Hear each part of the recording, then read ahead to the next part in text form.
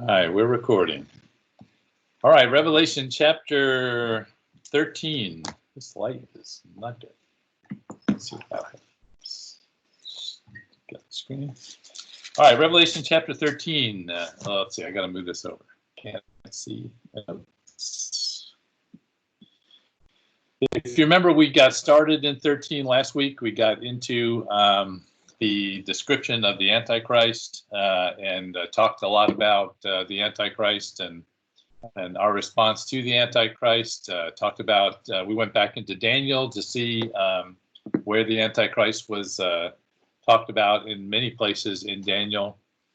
And then we started into verse 1. Let me just read verse 1 for you again. It says, "Then I stood on the sand of the sea and saw a beast rising up out of the sea, having 7 heads and 10 horns, and on his horns 10 crowns, and on his head a blasphemous name." So we talked last time about him standing on the seashore, on the sand of the sea, being a picture of humanity, particularly his humanity, those who are unsaved, and that he was then summoning forth this beast out of the sea. So as we think about that, as he pulls them out of the sea, there's several kind of pictures that go along with that. One is that it's kind of the sea of mankind, right? Because this beast, remember, is a human, is a people that has a demon that has taken control of him. But he pulls them out of the sea. The sea is also, if you remember, we've talked about this before, is kind of a picture of darkness and the unknown, and people of those days thought there were monsters in the water, and certainly when they talk about the beast coming out of the sea, it brings that picture to mind, without question. The other thing, if you turn back to chapter 11 a minute, chapter 11, verse 7. Because you remember that as we said, we've seen this beast before, and the one place is in 11:7.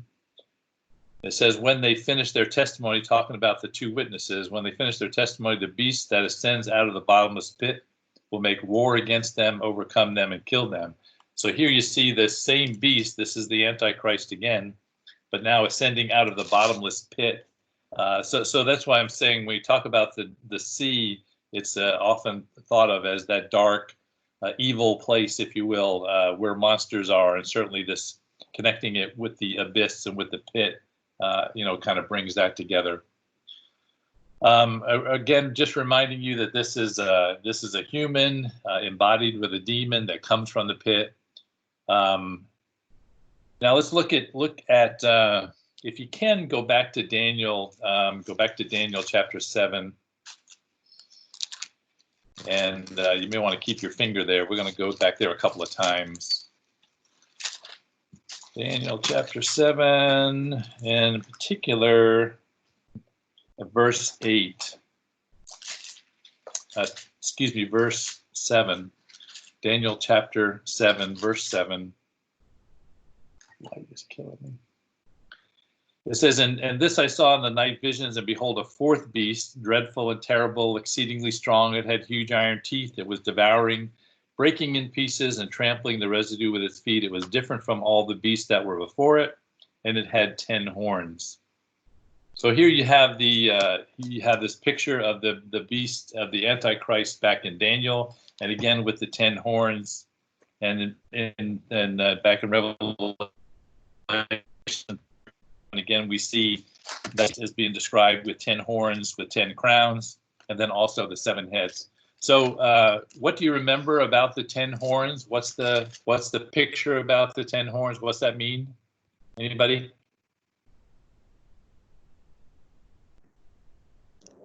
Rulers. Yeah, 10 rulers, 10 kings. The horns are a picture of power. And if you remember, if we talked about the 4th beast, the 4th kingdom being Rome, and that was a picture then of the 10 provinces of Rome, if you will. You remember Rome was kind of broken up into 10 provinces, and so this was certainly a picture then of Rome, of the final kingdom, And again, just for a reminder, in Daniel, we talked about that this final kingdom of the Antichrist is kind of a resurgence of Rome, and so this picture of Rome being having 10 kings with 10 crowns, gives us that picture again. If you go over to in Revelation, go over to chapter 17 a minute, and there's another additional picture here. In chapter 17, look at verse 12. It says, "The 10 horns which you saw are 10 kings who have received no kingdom as yet, but they receive authority for 1 hour as kings with the beast." So here the beast has given these 10 provinces their power, these 10 kings who are, that essentially work for the Antichrist. While we're there in chapter 17, skip up to verse 10. And you'll see it says there are also 7 kings, 5 had fallen, 1 is, and the other has yet to come. And when he comes, he will continue for a short time. So this reflects back to, again, chapter 13, verse 1, where it talks about the seven heads, right? So if the 10 kings were the 10 provinces of the new kingdom that the Antichrist puts in place, the 7 heads are really the 7 epochs that lead up to this kingdom. The 7 kings over history. So those, if you want to know what those 7 are, it begins with Egypt, Assyria, Babylon, Medo-Persia, Greece, Rome, and then this kingdom of the Antichrist is the 7th. So that's what they're referring to there with the 7 heads. So all of that is just to say that this Antichrist is in charge of everything, right? He's over all the provinces, over all time. He has been the king of the world, and that's what's being represented by the 10 heads, the 7 heads and the 10 crowns. Now, finally, it says that he has the blasphemous name. The blasphemous name on those heads, right? So again, the blasphemous name again is just saying that these people set themselves up as being God, right? It's this is in order for the Antichrist to kind of take charge, he has to kind of set himself up in that position. In order to get that position of appearing to be God, he has to kind of say that there's no one religion that's correct. All religions are okay, right? It's kind of that ecumenicalism idea, right? Everybody's fine. You can believe whatever you want. This goes in spades at this point, where the Antichrist insists on that you can believe whatever you want as long as I'm in charge, as long as I'm the guy that's ruling the whole thing. And so, with that, then there's no absolutes, there's no moral absolutes. As we talked about earlier, he kind of redefines ethics and everything else. So all that is represented by those pictures that we have there just in verse 1. All right, let's slide down to verse 2. Some of you kept your finger in Daniel chapter 7. I didn't, so I have to slide back there. So Daniel chapter 7. Let me read for you, go back to verse 3 in Daniel chapter 7. We talked about the four great beasts.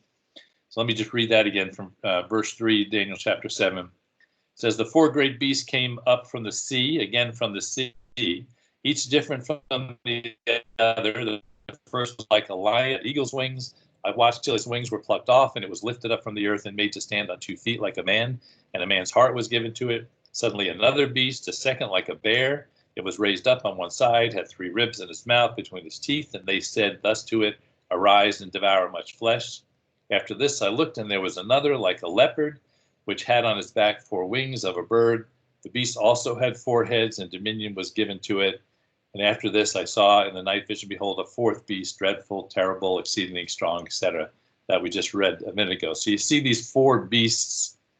By the way, don't miss the picture here of the 4 beasts, are similar. If you remember the picture that we had back in Revelation, chapter 4 of the throne room, and God had the 4 living creatures that roamed around heaven around him. Here you have Satan with the 4 beasts, again, trying to show the same picture, that he has these living creatures, if you will, that roam around Satan in the same way that God has them. It's a nasty picture in comparison, but that's the point. Don't miss that point. All right, so let's go back to Revelation chapter 13,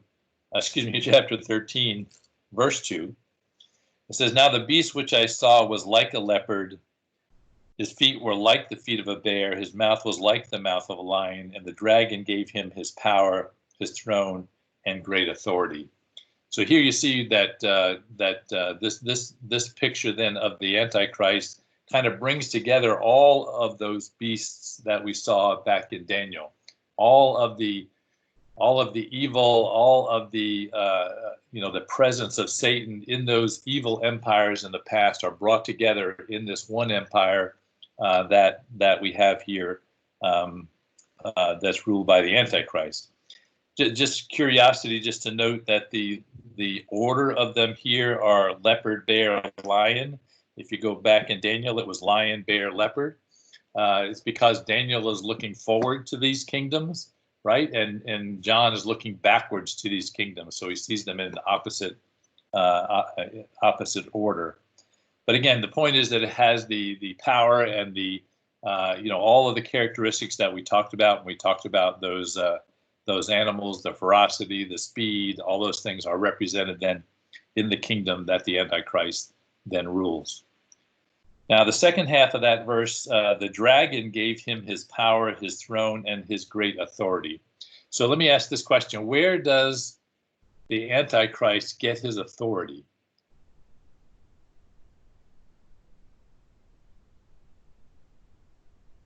From Satan. That's what it says, right? We're going to come back and revisit that question a little bit later, but I just want you to keep it in mind as we looked at it here. But certainly, Satan gives him the authority and the power here. God essentially steps back and allows the beast to do whatever he wants during this time frame. I do want you to remember, as we get into this, how did the beast rise to power? He rose to power because of all the world's problems, the chaos that was in the world. He stepped forward with solutions to bring peace. He was incredibly intelligent. He was a great speaker.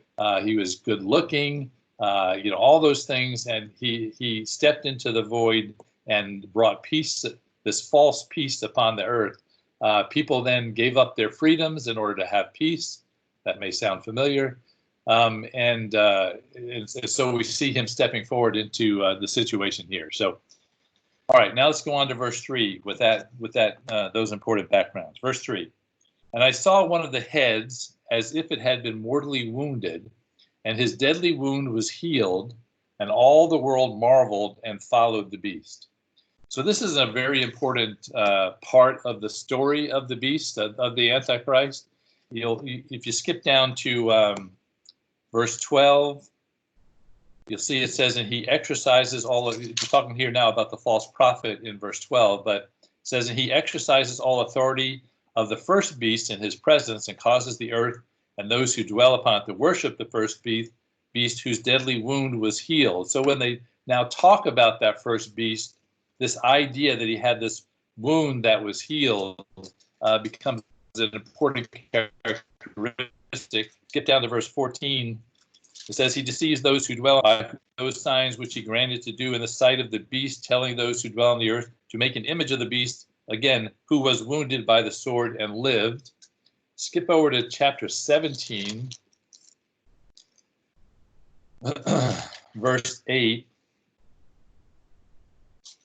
It says, "The beast that you saw was and is not, and will ascend out of the bottomless pit and go into perdition, those who dwell," blah, blah, blah, blah. I actually want to see, keep going, because it says more. "Who dwell on the earth and will marvel, whose names are not written in the book of life from the foundation of the world, when they see the beast that was and is not and yet is. So that phrase about the beast was and is not and yet is, has to do with this, excuse me, this mortal wound, right? That somehow he was, then he was not, and now he is again. We see the same thing down in verse 11. But let's go back to chapter 13. So this point about the mortal wound, he got this mortal wound. So a mortal wound means that you die from it, right? I mean, that's the point of the name. He had a mortal wound, but somehow he was healed from this mortal wound. There's a lot of commentary on this as to what this is talking about. Let me just give you a couple of them. One is that, notice that it says one of his heads was mortally wounded. And so there are some who believe that they're talking about one of the 10 kingdoms or that were underneath him actually, excuse me. One of the 10 kingdoms was actually killed or disposed, and someone else came back into his place. I think honestly that's the weakest of the answers. One of the statements is that goes all the way back to the Garden of Eden, and when Satan actually rose up against Eve, and God shows up and he says to Satan, that he will bruise your head, right? Talking about Christ, when Christ comes, he will bruise your head, and that he's then talking about this wound that is done to the Antichrist, to the Antichrist and to Satan, if you will. The other one is interesting in that it goes along with several other passages in here, and that is that the Antichrist has a false resurrection. In other words, he was killed and comes back to life in some way, in some deceived way. If you go down to chapter 13, verse 15,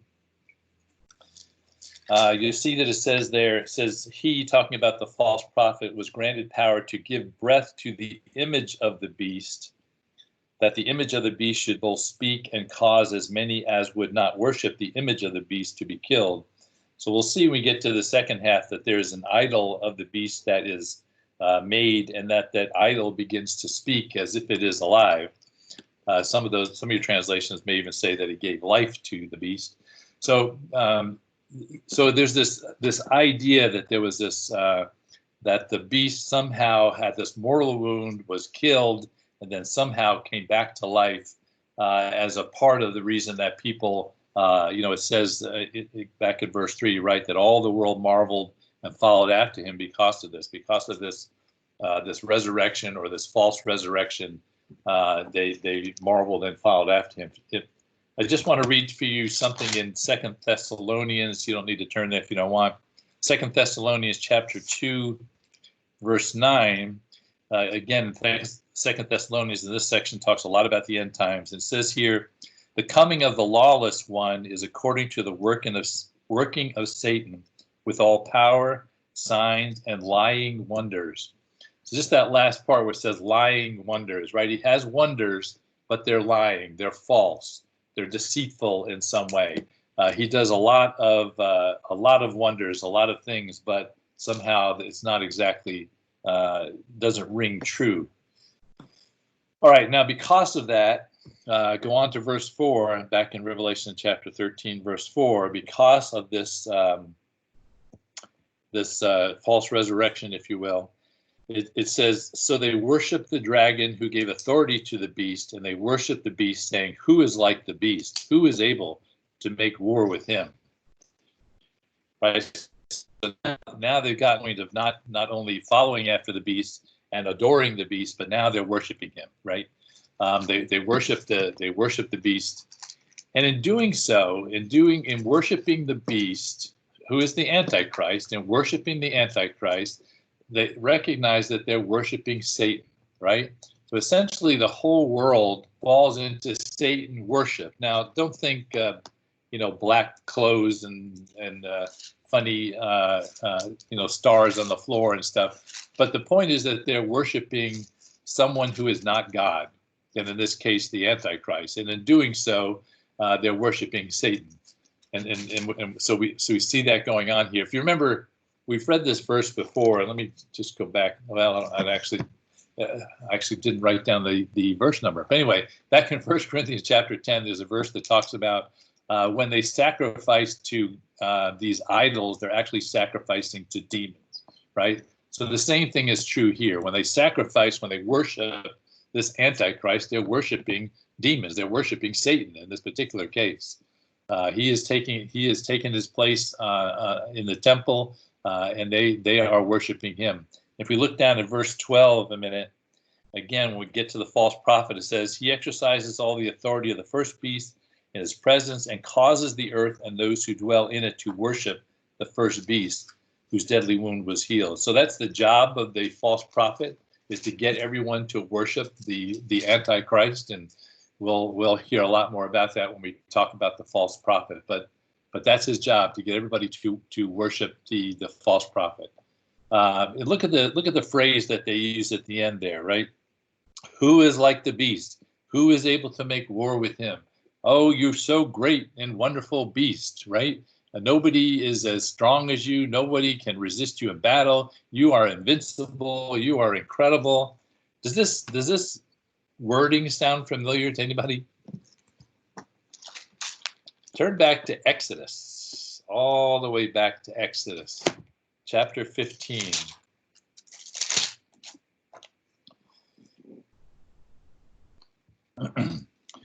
What I'm going to show you in a couple of places is this language is language that's used about God all throughout the Old Testament.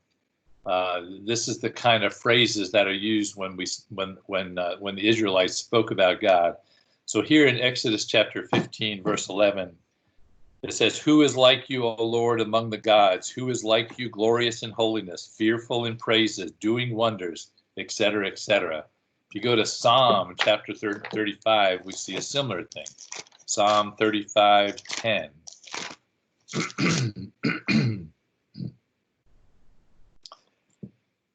Psalm 35:10 says, all my bones shall say, Lord, who is like you, delivering the poor from him who is too strong for him? Yes, the poor and the needy from him who plunders him. Right? Again, who is like you? Isaiah chapter 40.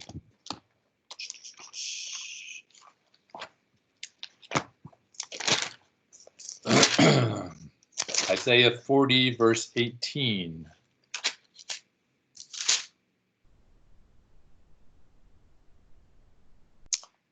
Mine says, to whom will they liken God, or what likeness will you compare to him? And then in Isaiah 46, verse 5.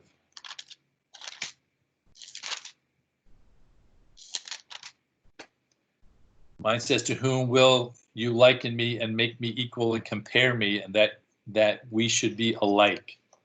And then finally in Micah, if you can find it, in Micah chapter 7, so go to Daniel and turn right.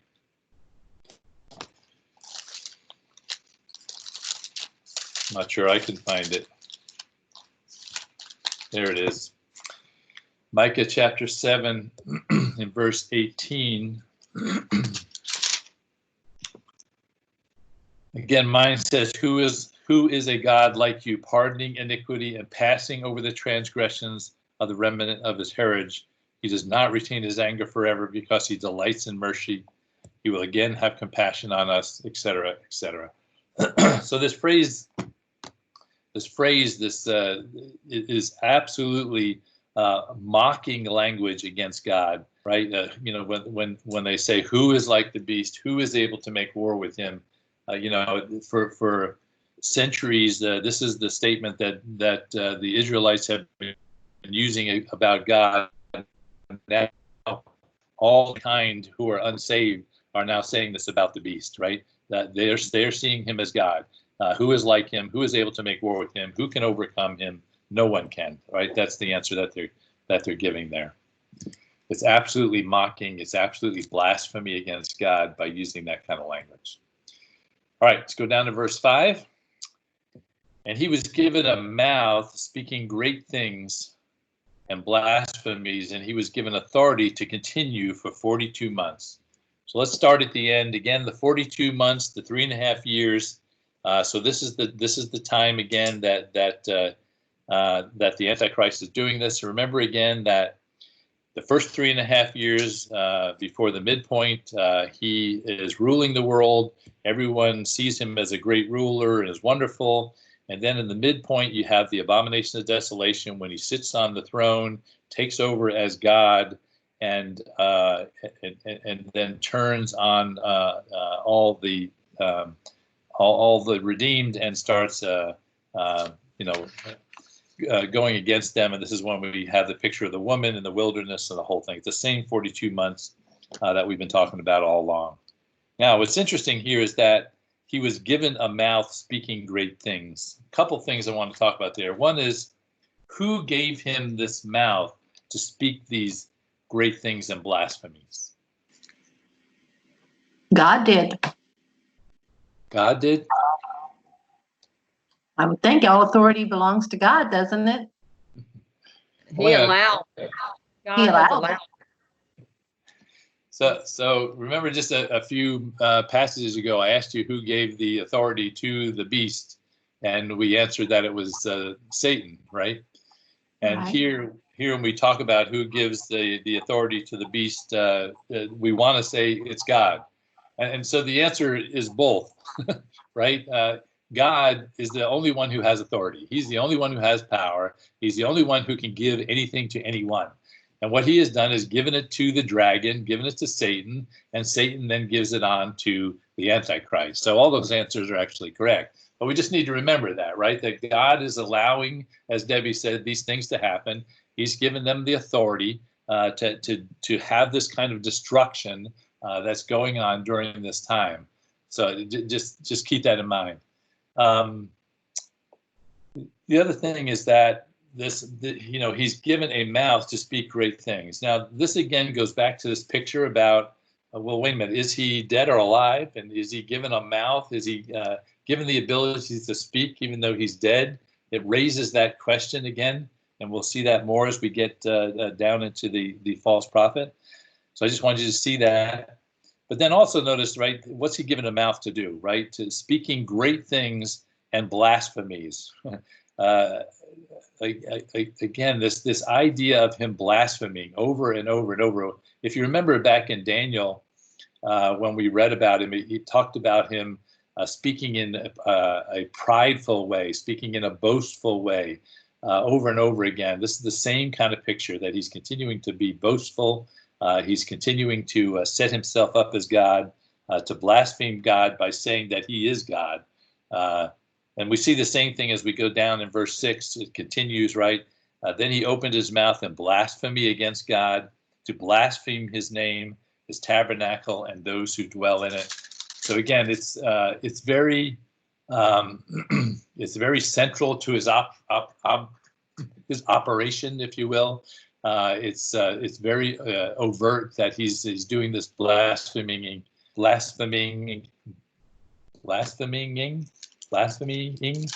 sure what the right word is. Skip over to chapter 16 a minute.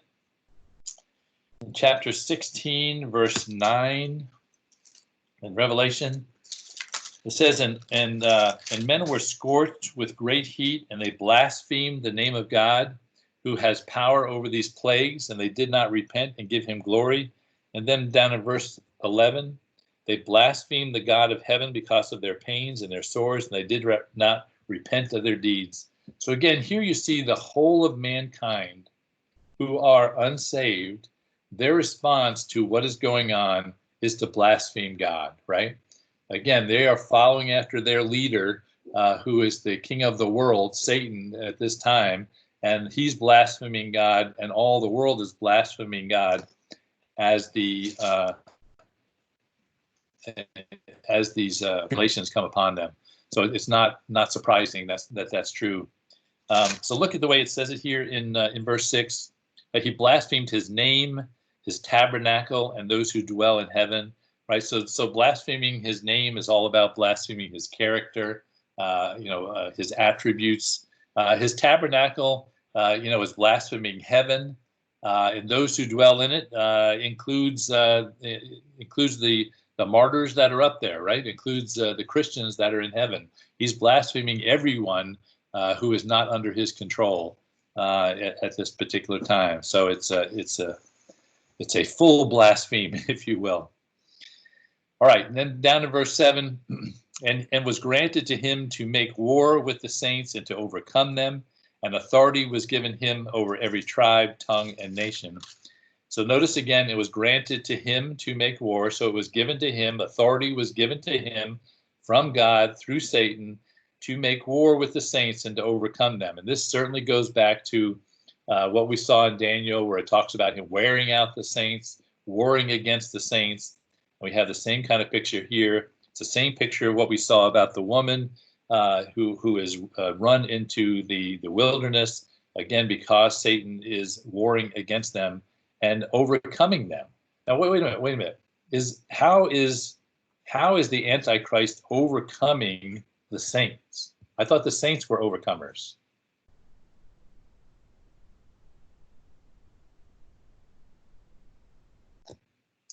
Anybody? I would say that because God gave him power for 42 months. True. But what does it mean to overcome the saints?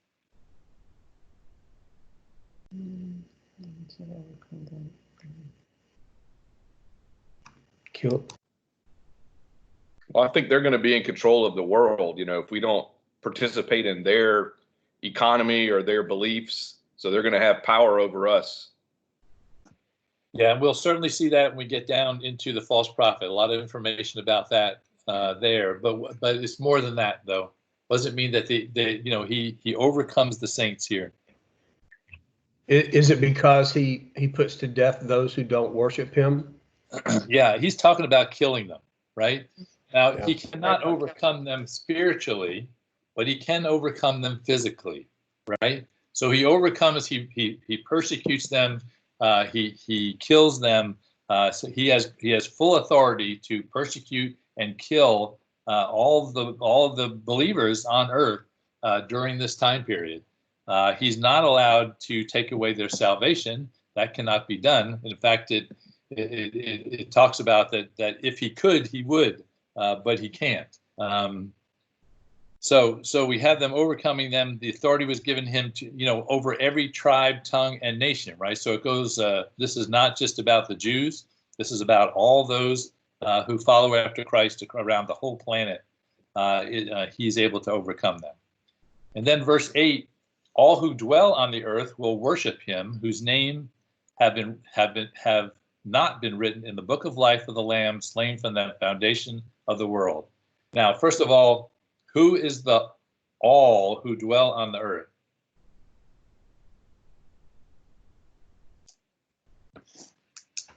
Unbelievers. It sounds like everybody who's left. It's the unbelievers that are left. It's those who dwell on the earth whose name is not written in the book of life. So they are unbelievers there. Just as Christians are not citizens of the world, these are the citizens of the world who dwell in the earth, who are under Satan's power. Yeah. Very, very good. Yes, you guys are getting this. So this is, remember that this phrase, all who dwell on the earth, we've seen that phrase over and over in Revelation. Every time that's used, it's talking about unbelievers. Right? So just that phrase itself tells you it's unbelievers. But in this particular case, he gives us a lot more information, right? All who dwell on the earth, whose names have not been written in the book of life of the Lamb slain from the foundation of the world. So he is absolutely saying those who are unbelievers, those whose names have not been written in the book of life. That's very clear here. Can I ask a question, Rich? Yes. I'm just, and there may not be clarity, when it's talking about he makes war with the saints to overcome them. And then it's talking about those who dwell on the earth, who's left, the unbelievers. So are we to assume or not assume that at that point, when he's making war with the saints, is it like all of them at that point? Is it like he's at this point putting to death all believers who are left, but because then we've read about them fleeing to the mountains, but I don't know if they're put to death at some point after that, but I don't know. Is it I know your question. I know your question, Debbie, and the answer is it depends on which commentary you read. Some will say that all Christians are wiped out at this point. Some say no, some flee to the mountains and are hidden by God. Some say, well, there has to be some that actually go through the tribulation in order to populate the 1,000-year reign. And so, again, it depends on which commentary you read as to what's going on. I think there's no question here that he is attacking all Christians everywhere, right? Because it says every tribe, tongue, and nation. Now, I don't believe that he actually kills them all. That's just my own personal position at this point. But he's definitely attacking them all and attempting to kill them during this time period. Because isn't there a point moving forward where they have a chance, but yet who is left, all they do is they reject Christ, they reject him, like you had read earlier, and they just continue to blaspheme him. They just will not receive him any, at that point it seems like they just are only rejecting. And I think it goes right back to this verse, Debbie, right, is that then the reason is because their names are not written in the book of life. Yeah, so they're unbelievers. That's what. So who knows? We don't have an exact science on knowing if they're all there or not there. Okay. Hey, Rich, can I ask or maybe make a comment? Could it be that the all inhabitants of the earth is just talking about how widespread it is from every tribe, nation, and tongue, and not necessarily every single person that's left inhabiting the earth? I think that Jim, I'm going to the phrase "all who dwell on the earth" is a technical term in the Greek, which in all cases refers to unbelievers. Okay, so I think all the commentaries agree on that. So I think I have to be firm on that statement. So I think he's really talking about unbelievers. And the point in verse 8 is that all of them will be worshiping the Antichrist, right? That's the main point there. It's not talking about the death and such. Right. So I agree with that, what you're saying. What I was wondering is if the two are not inconsistent. It's not saying that every single believer is wiped out by the attack, but that all of the people who are, represented by all of the unsaved, who are represented by every tribe, nation, and tongue, are worshiping the beast, and they are not written in the book of life.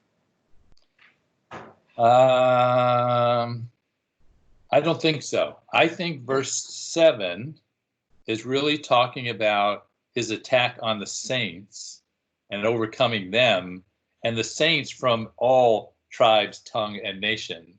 And then verse 8 is talking about unbelievers who are worshiping.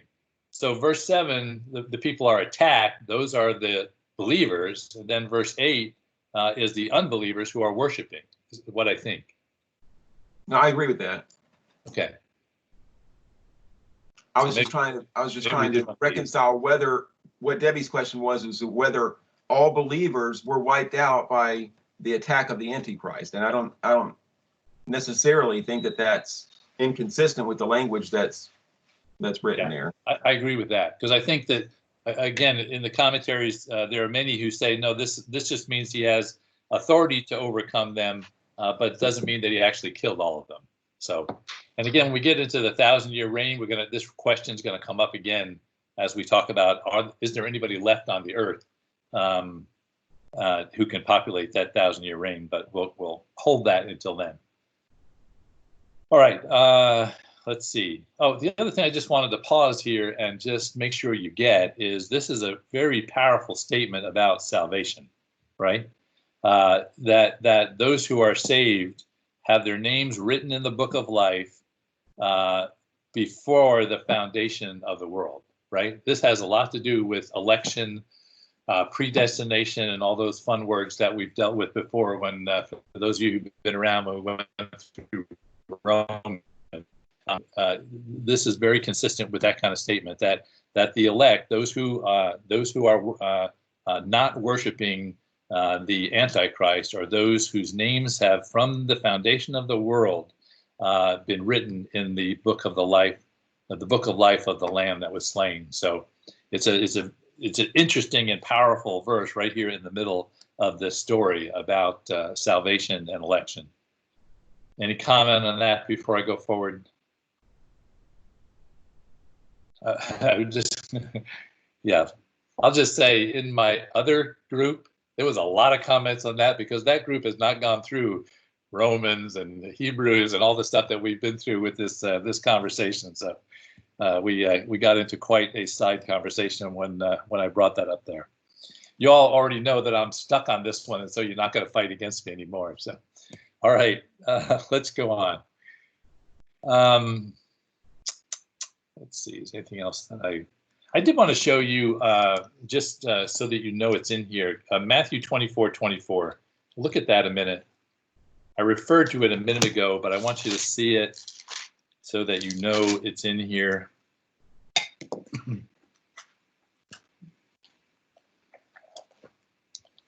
Matthew 24:24. Again, this is where Jesus talks about the end times. We'll start at 23. 24:23. It says, then if anyone says to you, look, here is the Christ, or there, do not believe it. So here he's talking about some will come to look like Christ, in other words, an antichrist. And then verse 24, for false Christs and false prophets will rise and show great signs and wonders to deceive, if possible, even the elect. So here it's a repeat of this idea that the false Christ, the antichrist, and false prophets, and we'll talk about that in a little while, will be able to show great signs and wonders, maybe even this false resurrection, if you will, or making an idol speak. We'll talk more about that. But then the last phrase is what I want you to make sure you see. Then, if possible, even the elect. So they're saying they would really like to deceive the elect, would really like to convince them that Christ is not Christ and that the Antichrist is the real Christ. And it says, if possible, but the point is, it ain't possible, right? That's the point of him actually putting that in there. They'd like to do that if it was possible, but it's not possible. It's not possible for them to overcome the elect in the sense of their salvation. He doesn't deceive the elect into giving up their salvation. That's the point again. All right, let's finish up chapter 13 then with verses 9 to 10. Verse 9, if anyone has a ear, let him hear. So this is a familiar phrase probably from chapters 2 and 3, except there's a piece missing in it. You notice what's missing? Now people are flipping back to chapter 2, chapter 3, see what's missing. In chapters 2 and 3, when he says this, he says, now I got to read it. If anyone has an ear, let him hear what the Spirit says to the churches. Right? That phrase is not in here. So I will say that people then take that and say, well, that's obviously not in there because the church has already been raptured. Right? So he's not speaking to the churches here. And so people use that as one of the reasons to believe in a rapture is because he's not saying that because the church has already been raptured. He's actually talking to the rest of the world that has not been raptured. Does that make sense to you? It's a couple heads going up and down. All right. I don't think it's that big a point, but I just wanted you to just to be honest with you about this. I think the main thing he's trying to say here is pay attention, right? God is doing some stuff here, paying attention to what's happening. Pay attention when this Antichrist arises as this smooth-talking, wonderful guy who promises peace, promises everything's going to be okay because it's going to turn. All right, then verse 10 is a very strange verse. Verse 10 says, he who leads into captivity shall go into captivity. He who kills with the sword must be killed with the sword. Here is the patience and the faith of the saint. Anybody want to attempt understanding of that verse?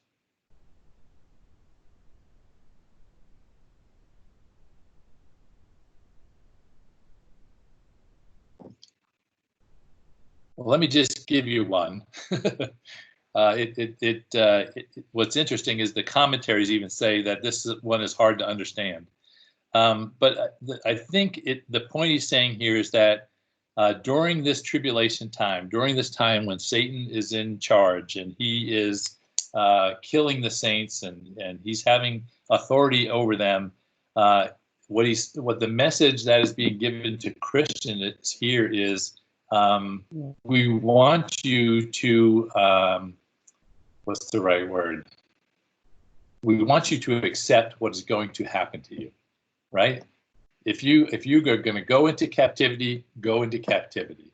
If you're going to be killed, be killed, right? This is God's plan at that point in time, and you are to accept it. You're destined. If you're destined for captivity, then go into captivity. Even if your suffering is at the hands of the Antichrist, you're not supposed to fight back against that.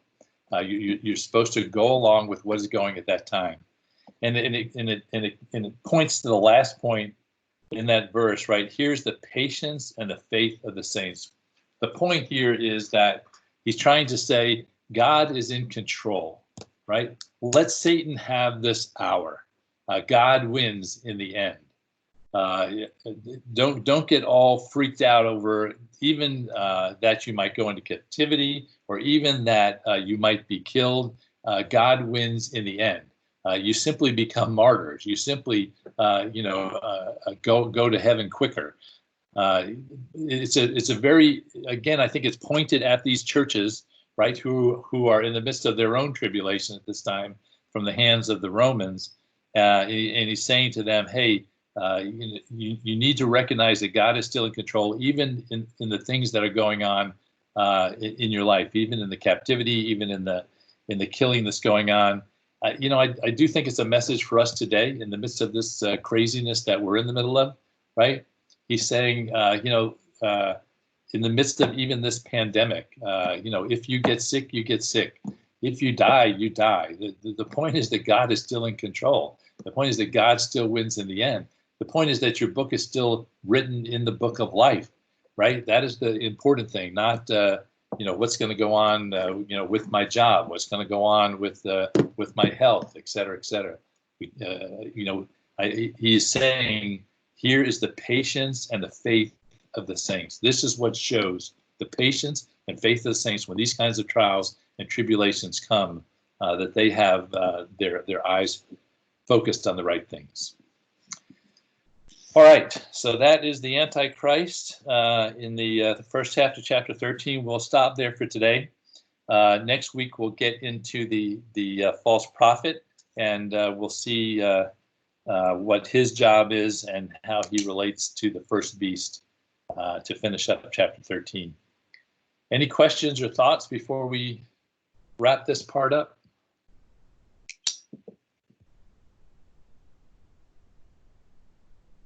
Hey, did I just realize that the vests are not on, are they? Are they out of town? They're traveling to see family in Carolina. Oh, okay, good. Went to check on her dad. And good, Mom. Good. Okay. Does somebody want to reach out to Karen? And we haven't heard from her in a couple weeks. Karen White? Yeah. It's a good idea. I don't know if anybody got her phone numbers or whatever. Do you have a phone number? Well, I don't know. Terry said she'll reach out to her if somebody give her a contact. Oh, this is Patty. I'll reach out to her. Patty, do you have her number? I do. Okay. Patty's got everybody's number. Yeah, Patty's gonna reach out to her. I'll reach out to her. Patty has all your numbers. Everybody in the entire church. All right, anything else? Any other prayer requests or anything come up before we close out? Let me just close this in a word of prayer then. Okay. Do that. Okay. Dear Father, we just thank you so much for the opportunity and to study, to look into it, to pull the things out of it. Lord, as we look at these end times, sometimes it just seems distant and remote, and then other times we go, wow, that sounds like yesterday. So, Father, we just ask you to help us to keep perspective on these things, Father. And then again, help us to recognize and be thankful for the reality of our own names being written in that book of life, Father, and the comfort and just that we can rely on that, Father. And when we just thank you for it, it gives us great joy and hope as we look to the future, even in the midst of the craziness that we're involved in right now. Father, I just ask you to protect all of these, Father, that are on today, and the rest of the group, Father, just to protect them from the sickness, Father, protect their families. Help us as we begin this opening up process, Father, that could result in some other issues. And Father, we just ask you to be with us and give us wisdom to know what steps we should take as individuals and families as things start to change a little bit. Lord, we just thank you. We just thank you that you're with us and that you can give us comfort and your presence in times like these, Father. We just thank you now and pray these things in Jesus' name. Amen. All right, y'all have fun. Thanks, you too. So one more thing. If you ever go on a trip with Russell, be sure he knows where the last turn is. That's right. Hey, my fault. Dad said it was okay, though. You guys needed the exercise. No, I did not say that. I did not. You better watch it when we get back together, Russell. Don't turn your back.